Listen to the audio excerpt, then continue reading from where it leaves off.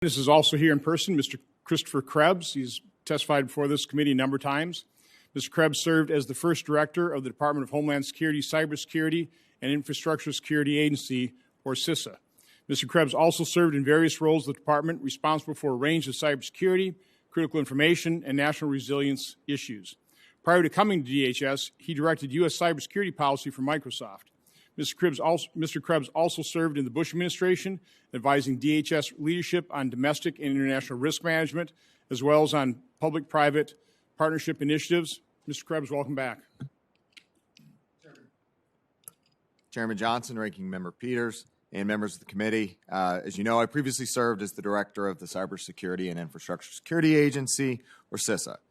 This was a job of a lifetime for me and a tremendous opportunity to serve the nation. When I sat before this committee in 2018 for my confirmation hearing, I cannot have imagined how challenging and rewarding this job would be.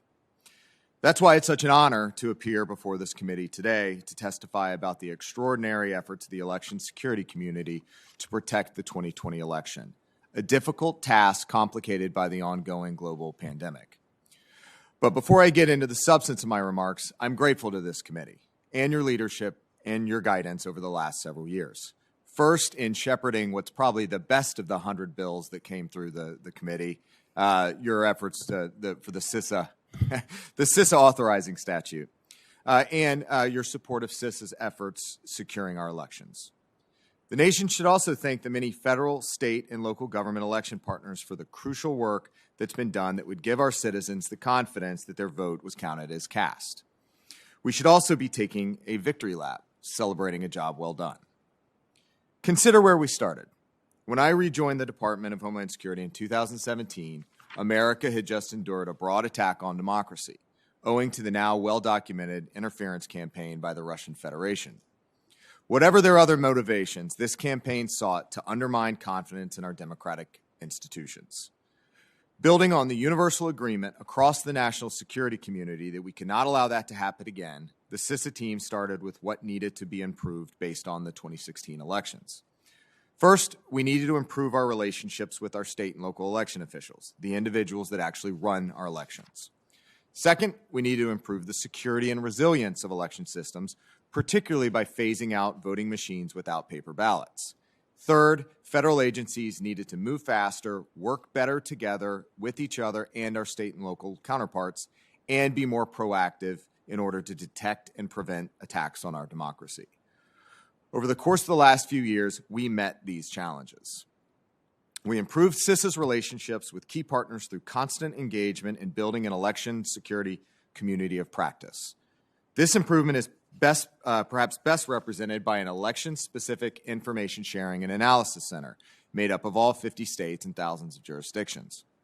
We improved the security of systems, scanning for vulnerabilities in election systems, providing intelligence briefings and rapidly alerting to emerging threats, and deploying security sensors, among other measures.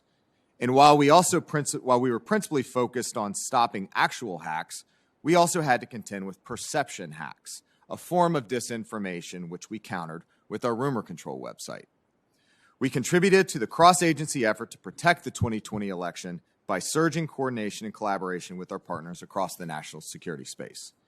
In conclusion, because of these and other efforts, on November 12, 2020, government and industry representatives from the election security community issued a joint statement reflecting a consensus perspective that the 2020 election was the most secure in U.S. history.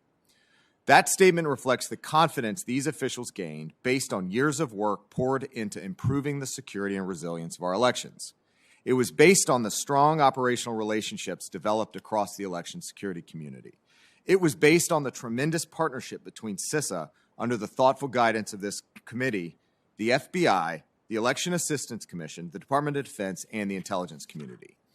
It was based on an intimate understanding of how our elections work here in the U.S.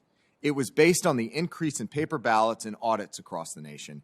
And probably most importantly, it was based on the professionals, the heroes that conduct elections in this country. While elections are sometimes messy, this was a secure election. Of that, I have no doubt. Chairman Johnson, Ranking Member Peters, and members of this committee, thank you again for the opportunity to be here today for your leadership, and for your support of CISA. I look forward to answering your questions and sharing more about our efforts to protect 2020. Thank you, Mr.